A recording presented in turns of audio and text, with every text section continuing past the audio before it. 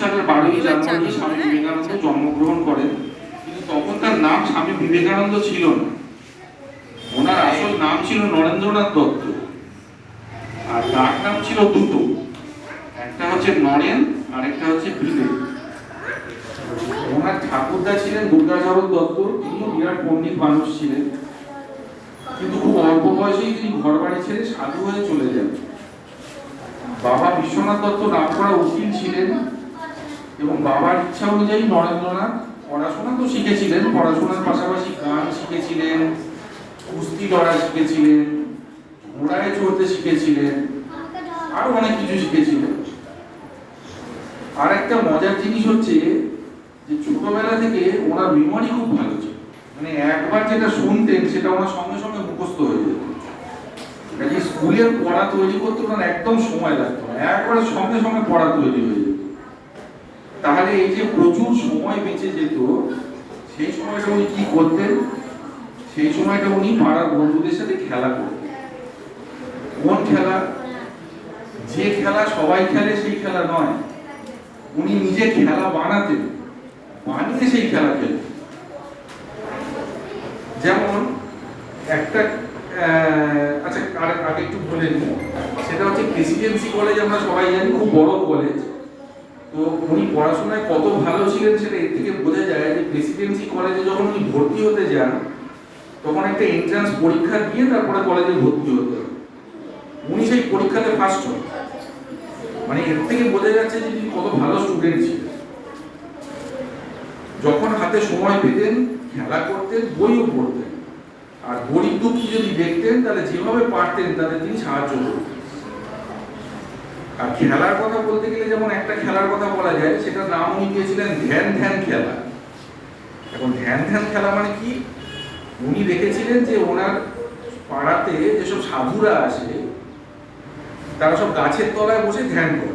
ধ্যান করে মানে ওই বাবু হয়ে বসে, চোখ বুজে বসে থাকে, অনেকক্ষণ ধরে বসে থাকে, চোখ খোলেও না, নড়েও না। তো কি তারা করছে সে তো তিনি বুঝতে পারতেন না, কিন্তু উনি ওই খেলা একটা বানিয়েছিলেন, যে খেলার নাম হচ্ছে ধ্যান ধ্যান খেলা। সেখানে কি করতে হবে? খুব সহজ খেলা, সবাইকে সেখানে বসে ধ্যান করতে হবে। তাহলে জিতবে কে? যে সব থেকে বেশিক্ষণ ধরে ধ্যান করতে পারবে, মানে নড়বে না, উঠবে না, চোখ খুলবে না, সে জিতবে। তো উনি তো সত্যি সত্যি ধ্যান করতেন, মানে একেবারে চারপাশে কি হচ্ছে ওনার কোনো হুঁশ থাকতো না। কিন্তু ওনার বন্ধুরা তো তা করতো না, বন্ধুরা ওই চোখ পিট করে দেখতে পারে, কে চোখ খুলে ফেললো, কে উঠে পড়লো, কে এখনো বসে আছে, এইসব দেখতো।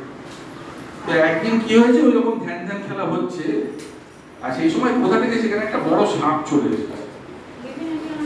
এবার সবাই তো চোখ পিট করে দেখছে, সবাই একই সাথে সাপ দেখতে পেয়েছে। আর সাপ দেখতে পেয়ে তারপরে কি এত বসে ধ্যান করে সবাই মিলে লাফিয়ে উঠে সাপ সাপ করে সেখান থেকে ছুটে পালিয়ে।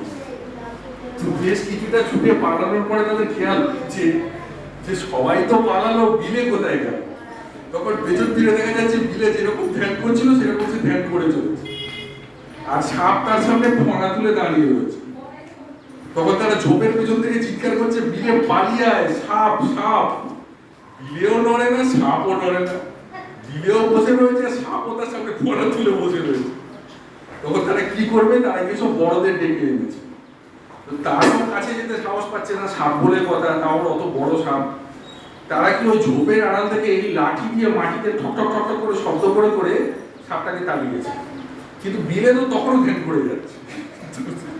তখন তারা সবাই মিলে গিয়ে অনেক ঠেলাঠেলি করে তারপরে তাকে তোলা হয়েছে। তুলে তার খুব দুঃখ, সাপটাকে তাড়িয়ে দিলি, আমাকে একবার দেখতে দিলি না, আরে তুই দেখবি, তুই ধ্যান করছিলি। যাই হোক, তো এইরকম তিনি মন দিয়ে ধ্যান করতেন। তারপরে তিনি আবার একটু বড় হয়েছেন, একদিন রাস্তা দিয়ে যাচ্ছেন কোথাও একটা, তো কোনো ভিখিরি তার কাছে ভিক্ষে চেয়েছে। তো পকেটে খুচরো পয়সা রাখা ছিল, উনি পকেটের মধ্যে হাত ঢুকিয়েছেন, যে কয়েন হাতে উঠেছে সেই কয়েন উনি ভিখিরিকে দিয়ে দিয়েছে। এবার ভিখিরি খুলে দেখে যে উনি একটা গিনি দিয়েছে। গিনি কি জিনিস? গিনি হচ্ছে সোনার কয়েন, মানে আমাদের কয়েন যেরকম লোহা টোহা দিয়ে তৈরি হয়, গিনি হচ্ছে সোনা দিয়ে তৈরি কয়েন, খুব দামি। যেমন আমাদের এখানে সব নোট হয় না, 1 টাকার নোট হয়, 5 টাকার নোট হয়, আবার 2000 টাকার নোটও হয়। তো যেরকম 2000 টাকার নোট খুব দামি, সেরকম গিনিও খুব দাম। আমরা যেরকম কাউকে যদি ভিক্ষে দিতে হয় আমরা কি 2 টাকা 5 টাকা 10 টাকা এরকম দিই, কিন্তু 2000 টাকার নোট তো কখনো ভিক্ষে দিই না। তো সেরকম তখনকার দিনেও লোকে ওই 1 পয়সা 2 পয়সা ভিক্ষে দিত, গিনি কেউ কখনো ভিক্ষে দিত। এবার ভিক্ষি তো ভয় পেয়ে গেছে যে নিশ্চয়ই কত লোক ভুল করে দিয়ে ফেলেছেন।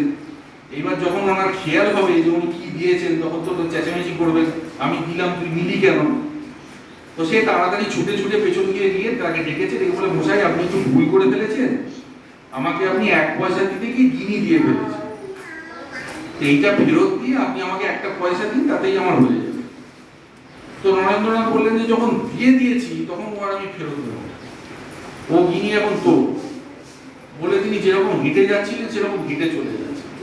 আর ভিখিরি অবাক হয়ে ভাবছে যিনি মানুষ নাকি, তিনি একটু লোভ নেই। আমি তাকে ধরিয়ে দিলাম যে তুমি আমাকে কত বেশি টাকা দিয়ে দিয়েছো, ওদের সেটা ফেরত দিয়ে নিবি, নিয়ে আমাকে 1 পয়সা দিয়ে চলে যাবি না, বলে কিনা দিয়ে যখন দিয়েছি ফেরত নেবো কত। তো এইরকম ওনার একদম লোভ ছিল। এমন নয় যে ওনার কাছে টাকা ছিল না, ওনার পকেটে গিনি থাকতো, কিন্তু গিনির প্রতি ওনার কোনো লোভ ছিল। আর মনটা ছিল খুব বড়, ভিখিরিকে দিয়েছি ফেরত দেবো। আচ্ছা, তারপরে উনি আরো বড় হয়েছে, এবার বেলুর মঠ হয়েছে, বেলুর মঠে একটা লাইব্রেরি হয়েছে, লাইব্রেরির জন্য এনসাইক্লোপিডিয়া কেনা হয়েছে। এনসাইক্লোপিডিয়া কি জিনিস তোমরা ডিকশনারি জানো কাকে বলে? ডিকশনারি কে জানো? তোমরা ডিকশনারি জানো? ডিকশনারিতে সব শব্দের মানে লেখা আছে। ধরো আমি একটা ইংরেজি শব্দের মানে জানতে চাই, এই ইংরেজি শব্দটার মানে কি, তাহলে ডিকশনারির মধ্যে আমি সেই শব্দটা খুঁজে আমি তার মানে দেখতে পারি যে এই শব্দের মানে কি। এনসাইক্লোপিডিয়া হচ্ছে ডিকশনারির থেকেও মোটা। সেখানে কি থাকে না, পৃথিবীতে যত কিছু জিনিস আছে সব কিছু জিনিস সম্বন্ধে সেই বইতে লেখা আছে, শুধু শব্দ নয়, সমস্ত কিছু জিনিস। তাহলে সেটা কত মোটা হবে। তো একটা করে সেরকম মোটা বই আসছে, উনি সেটা পড়ছেন, একদিনের মধ্যে পড়ে শেষ করে ফেলছেন, বলছেন যা এটা পড়া হয়ে গেছে, এটা লাইব্রেরিতে রেখে দেবে, আবার যখন একটা নতুন ভলিউম আসবে আবার আমাকে দিন। এবার ওনার শিষ্য একজন এসেছেন, এসে বলছেন যে স্বামীজি এত মোটা বই আপনি একদিনের মধ্যে পড়ে ফেলবেন? বলে হ্যাঁ। বলে সে কি কোনো মানুষ পারে? অত মোটা বই পড়তে 1 মাস সময় লাগে, একদিনে কি কখনো পড়া যায়? স্বামীজি বলেন তোর বিশ্বাস হচ্ছে না, আচ্ছা আমার পরীক্ষা নেই। তখন সেই শিষ্য বই খুলে বিভিন্ন পাতা খুলে, যে পাতা হাতে উঠছে ওনাকে বলছে আচ্ছা বলুন তো এইটা কি জিনিস, স্বামীজি বলে দিচ্ছেন। আর বলুন তো এইটা কি জিনিস, স্বামীজি বলে দিচ্ছেন। আর বলে দিচ্ছেন মানে কি, একেবারে বইতে যেরকম লাইন বাই লাইন লেখা রয়েছে একদম লাইন ধরে ধরে মুখস্থ করে যাচ্ছে। শিষ্য তো অবাক যে আপনি এত মোটা বই এত তাড়াতাড়ি পড়ে ফেললেন, আবার আপনার সব লাইন মুখস্থ হয়ে গেল কি করে? তখন স্বামীজি বলছে তোদেরই তো গন্ডগোল, তোরা তো ঠিক করে পড়তে পারিস না। তোরা যদি সত্যি সত্যি মন দিয়ে পড়তে পারতিস তাহলে দেখতিস যে পড়তে সময়ও বেশি লাগে না, আর তোরা মনেও থেকে একবার ভালো করে মন দিয়ে পড়ে দেয়, দেখবি পড়া কখনো তোরা ভুলবি। স্বামীজি সারা ভারত ঘুরেছিলেন এবং ভারত ঘুরতে ঘুরতে বিভিন্ন রাজা তখন ছিল, সব রাজা ছিল ছোট ছোট, রাজাদের কাছে উনি থাকতেন, আবার সেই রাজ্য থেকে বেরিয়ে পাশের রাজ্যে গিয়ে সেই রাজার কাছে থাকতেন। তো তখন তো হোটেল ছিল না, তো তাহলে তিনি থাকবেন কোথায়, খাবেন কোথায়? তো সেরকম একজন মুসলমান রাজার কাছে স্বামীজি গেছেন। রাজা তো তাকে খুব আদর যত্ন করেছেন, করে বলেছেন স্বামীজি আপনার নাম আমি শুনেছি, আপনি তো খুব পণ্ডিত মানুষ, আপনি এসেছেন খুব ভালো লাগলো, আপনি আমার দরবারে বসুন। কিন্তু রাজার মতলব বলল, রাজার মতলব বলছে যে উনি যদি হিন্দু ধর্মের বদনাম করবেন, আর স্বামীজি আমার অতিথি, স্বামীজি কিছু করতেও পারবে না, চুপ করে শুনতে হবে। তো 2-4টে কথার পরে রাজা বলছেন যে স্বামীজি যাই বলুন, হিন্দুরা এই যে মাটি দিয়ে পাথর দিয়ে মূর্তি তৈরি করে, তারপরে সেই মূর্তিটাকে ভগবান করে পুজো করে, এটা কিন্তু খুব ভুল। ওটা তো একটা মূর্তি, ভগবান তো আর নয় যে বিপদ হলে আমাকে বিপদ থেকে রক্ষা করতে পারবে। মুসলমানরা কিন্তু এমন বোকামি একদম করে না। মাটি বা পাথরকে তারা কখনো ভগবান বলে। স্বামীজি তখন বললেন যে আচ্ছা রাজামশাই, ওই যে দেওয়ালে যে ছবিটা ঝুলছে ওই ছবিটা কার? তখন রাজা যিনি মন্ত্রী ছিলেন বললেন যে ওই ছবিটা হচ্ছে আমাদের বড় মহারাজ। বড় মহারাজ মানে হচ্ছে এই যে এখন যিনি রাজা, এই রাজার যিনি বাবা, মানে এর আগে যিনি রাজা ছিলেন, ওটা হচ্ছে তার ছবি। তখন স্বামীজি বলেন মহারাজ ওই ছবিটাকে একটু পারা যাবে? তো মহারাজের হুকুমে সে ছবি নামানো হলো। স্বামীজি বললেন এইবার ওই ছবিটাকে মাটিতে রাখুন, রেখে পা দিয়ে মারান আর ছবিতে থুতু ফেলুন। রাজসভায় তো বিরাট গন্ডগোল বেঁধে গেল। যতজন সেখানে বসেছিল সবার কাছে তরোয়াল রয়েছে, সবাই মিলে তরোয়াল বের করে স্বামীজিকে তো মারতেই যায়। স্বামীজি তো নড়েন না চড়েন না, তিনি যেরকম তার আসলে যেরকম বসেছিলেন সেরকম চুপচাপ বসে গেছেন, মুচকি মুচকি হাসছে। তো এই গন্ডগোলের মধ্যে রাজা যিনি সিংহাসনে বসেছিলেন তিনি হাতের ইশারা করে সবাইকে থামালেন। স্বামীজিকে বললেন যে স্বামীজি, এই কথা যদি অন্য কেউ বলতো তাহলে এতক্ষণ সে বেঁচে থাকতো, কিন্তু আপনি তো এত বড় পণ্ডিত মানুষ, যখন বলেছেন তখন কোনো একটা কারণ নিশ্চয়ই আছে। তা আপনি বলুন, আপনি এরকম অদ্ভুত কথা বললেন কেন? আমার বাবার ছবিতে আপনি বলছেন পা দিয়ে মারা দেওয়া থুতু ফেলতে, এরকম কথা আপনি বললেন না।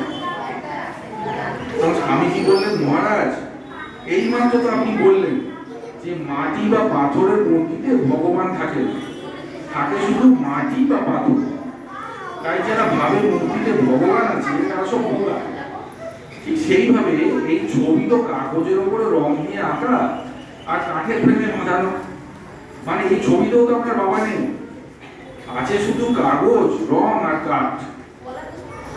তবে এই ছবি অসম্মান করলে আপনার বাবার অসম্মান কিভাবে হলো? মহারাজ তো মাথা নিচু করে বসে আছে, কিছু বলতে পারছেন না। তখন স্বামীজি একটু নরম গলায় বললেন মহারাজ, আপনারা সবাই জানেন ওই ছবিতে আপনার বাবা নেই, তবু যেহেতু ছবিটি ওনার কথা মনে করায়, ওনার মতো দেখতে, তাই আপনারা ওটা শুধুই একটা কাগজের টুকরো জেনেও তাকে এত ভালোবাসে, এত সম্মান করে। ঠিক সেইভাবে হিন্দুরাও জানে যে মূর্তির মধ্যে শুধু মাটি বা পাথর আছে, কিন্তু যেহেতু মূর্তি থেকে ভগবানকে মনে পড়ে, তাই তারা মূর্তিকে ভগবানের মতোই সম্মান করে। যেমন আপনারা কেউ বোকা নন, হিন্দুরাও বোকা নন। বিবেকানন্দের জীবনে তো অনেক গল্প, জীবনে উনি অনেক কিছু করেছিলেন। সব গল্প তো তোমরা, আমি আগেই বলেছি যে তোমরা বললে বুঝতে পারবে না, তাই আমি এই কটা গল্প বললাম।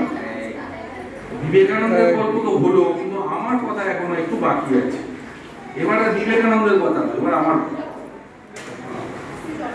আচ্ছা, তোমরা কখনো ভেবে দেখেছো যে এই যে যত বড় বড় সব মহাপুরুষের তোমরা নাম জানো, এই যে আজকে আচার্য প্রফুল্লচন্দ্র রায়ের ছবি দেওয়ালে টাঙানো আছে, স্বামী বিবেকানন্দ যার নামে তোমাদের স্কুল বিবেকানন্দ বিদ্যাপীঠ, এনারা কিন্তু কেউ বড় হয়ে জন্মাননি। এনারা একদিন সবাই তোমাদের মতোই ছোট ছিল। যত মহাপুরুষ তুমি মনে করো, যত লোকের তুমি নাম জানো, সবাই কিন্তু একদিন ছোট ছিল, কেউ চিরকাল বড় ছিল। আমি, তোমাদের স্যার, আমরাও কিন্তু তোমাদের মতনই ছোটবেলায় একই স্কুলে একই ক্লাসে পড়ে বড় হয়েছি। আমরা যেমন বড় হয়েছি তোমরাও একদিন অনেক বড় হবে, কিন্তু শুধু বয়সে বড় হলে চলবে না, সব দিক দিয়ে বড় হতে হবে। এই যেমন ধরো লেখাপড়া তো আমিও শিখেছি, কিন্তু আমি তো স্যার হতে পারিনি। কিন্তু তোমাদের স্যার, তোমাদের আন্টিরা এত লেখাপড়া শিখেছেন যে এখন তারা তোমাদের লেখাপড়া শেখাতে পারছে। তোমাদের এইরকম হতে হবে, শুধু বয়সে বড় হলে চলবে না, কাজে বড় হতে হবে। কিন্তু তার জন্য আগে মন দিয়ে পড়াশোনাটা শিখতে হবে। ধরো যদি লেখাপড়া ভালো করে না শেখো আর তুমি একটা ব্যবসা করতে যাও, তো লোকে তো তোমাকে কম টাকা দিয়ে ঠকিয়ে চলে যাবে, তুমি তো হিসেব করতে পারবে না, তাহলে তুমি ব্যবসায়ী বা কি করে করবে যদি লেখাপড়া না জানো? তাই মন দিয়ে লেখাপড়া শিখতে হবে, স্যারের আন্টিদের সব কথা মানতে হবে, বাবা মার কথা শুনতে হবে। আজ হয়তো ভাবছো যে পড়া না করে শুধু খেলা করবে, পড়ার চেয়ে খেলায় কত বেশি মজা। কিন্তু আমার মা বলতেন যে সময় থাকতে থাকতে দিন কিনে নিতে হবে। তার মানে হচ্ছে এই যে আজ তুমি কষ্ট করে পড়ছো, আজ এই কষ্ট যত করবে পরে কিন্তু তত বেশি আরামে থাকতে পারবে। ভালো পড়াশোনা জানলে ভালো চাকরি পাবে, দুঃখ কষ্ট থাকবে না। জীবনে যাই করতে যাবে লেখাপড়া সবেতেই লাগবে। ধরো তুমি খেলোয়াড় হলে, খুব নাম করা খেলোয়াড় হলে, এইবারে সবাই তো তোমার ইন্টারভিউ নিতে আসবে, ইংরেজিতে প্রশ্ন করবে আর তোমাকে ইংরেজিতে জবাব দিতে হবে। পড়াশোনা না জানলে ইংরেজিতে জবাব দেবে কি করে? তাই যদি তুমি খেলার লাইনেও যাও, সেখানেও তোমার পড়াশোনা শেখাটা কিন্তু দরকার লাগে। সব করবে, খেলা করবে, গান করবে, ছবি আঁকবে, আবৃত্তি করবে, নাচ করবে, যা তোমার ভালো লাগে সব করবে, কিন্তু পড়াশোনা বাদ দিয়ে নয়। পড়াশোনাটা কিন্তু করতে হবে। পড়াশোনা ছাড়া সব আলুনি। আলুনি জানো তো কাকে বলে? আলুনি মানে হচ্ছে যে তরকারিতে নুন নেই। আমি তোমাকে খুব ভালো ভালো রান্না করে দিলাম, বিরিয়ানি দিলাম, মাংস দিলাম, চাপ দিলাম, কিন্তু তাতে নুন দিলাম না। এবার কোনো রান্নাই তো খেতে পারবে না। ওই নুনটা হচ্ছে পড়াশোনা। জীবনে যাই করতে যাবে সবাইতে একটু করে পড়াশোনা লাগবে। সেটা যদি না হয় তাহলে কোনো লাইনে তুমি ভালো কাজ করতে পারবে। স্যার বলেছিলেন যে স্বামী বিবেকানন্দকে নিয়ে কিছু বলতে, আর তোমাদের জন্য সোজা করে বলতে, কঠিন শব্দ ব্যবহার না করতে। আমি খুব কষ্ট করে কঠিন শব্দ বাদ দিয়ে সব সোজা সোজা শব্দ দিয়ে তোমাদের বললাম। আমি আশা করবো যে আমি যত কিছু বলেছি তোমরা সবই বুঝতে পেরেছো। যদি না বুঝে থাকো তাহলে স্যার রইলেন, স্যার তোমাদের বিশদে বুঝিয়ে দেবেন। তাই আজ বিবেকানন্দ বিদ্যাপীঠে এসে স্যার বলেছিলেন স্বামী বিবেকানন্দকে নিয়ে কিছু বলতে, তাই আজকে তোমাদের বিবেকানন্দ বিদ্যাপীঠে এসে আমি বিবেকানন্দকে নিয়ে কিছু বললাম, তোমাদের নিয়েও বললাম। স্যার এবং আন্টিদের অনেক ধন্যবাদ, তোমাদেরও থ্যাংক ইউ। আজ এনাদের এবং তোমাদের সবার জন্য টিচার না হয়েও নিজেকে দেখে একটু টিচার লাগছে। সবাইকে অনেক ধন্যবাদ।